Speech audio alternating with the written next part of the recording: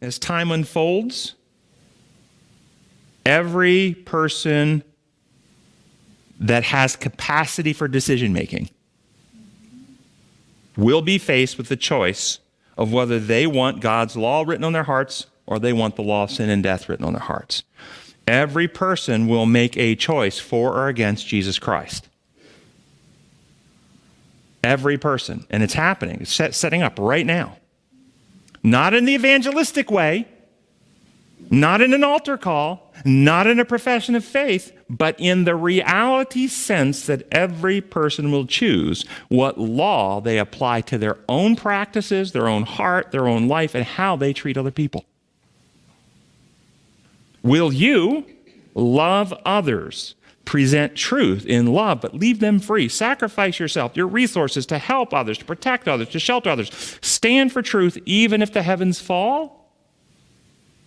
Or will you love self first? And will you withhold the truth? Will you spread falsehood? Will you coerce others? Will you support governments who will violate individual liberties, participate in the promulgation of lies, force, report people who don't comply with the government mandates, refuse to shelter others, to protect and help others?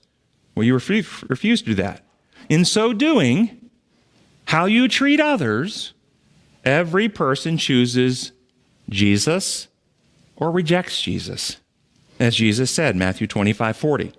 Even if they don't know it's Jesus, like a jungle.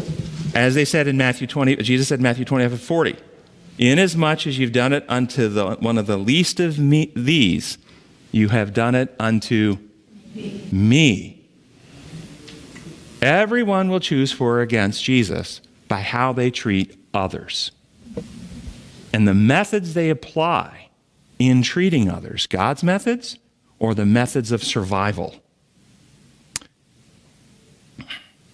The final deception is going to be so powerful that if it were possible, even the elect would be deceived. The final deception will be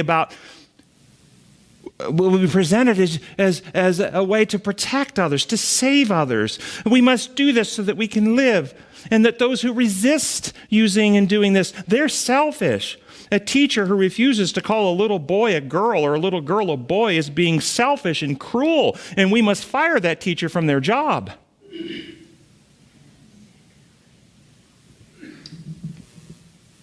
A young person who doesn't want to get an experimental medicine for a disease that has almost no chance of killing them, while the treatment has a higher chance of harming them, that young person is selfish and not concerned about who they might infect, and we must prohibit them from attending college.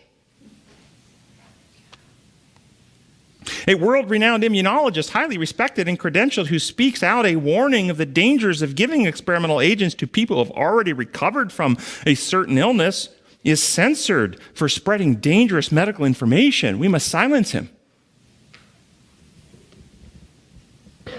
Church members tell their fellow church members it is loving to coerce others to get into getting experimental treatments because we must save lives. They support actions to restrict liberties. Freedom of travel must be restricted. Commerce must be restricted. Assembly, speech, worship. If you don't get this experimental treatment, we must use power of the state to stop you and coerce you because we love you.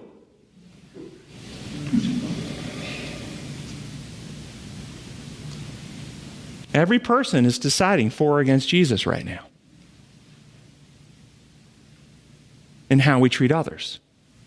Do we present the truth in love and leave people free? Do we justify in some twisted perversion of what is actually love the righteous use of force to make them do it our way because it's love? This is exactly how they burn people at the stakes in the Dark Ages. We must save their souls. They're damned to hell. If we burn them, and even if they die, the priest gives them last rites, we can save their souls to heaven. We're doing this because we love them. True followers of Christ won't comply with these methods. They'll speak the truth in love. Christ never has sought to silence his opposition by coercion, force, and might. The representative of Jesus always wins by wielding the sword of truth. The sword of truth destroys lies. When you have truth on your side, You don't fear questions.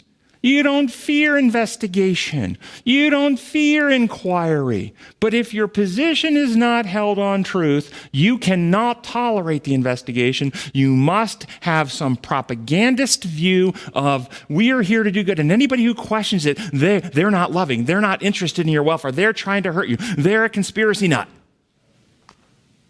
You must make accusation. Remember, Satan is the father. He's the accuser. So we will accuse. We won't investigate. Monday's lesson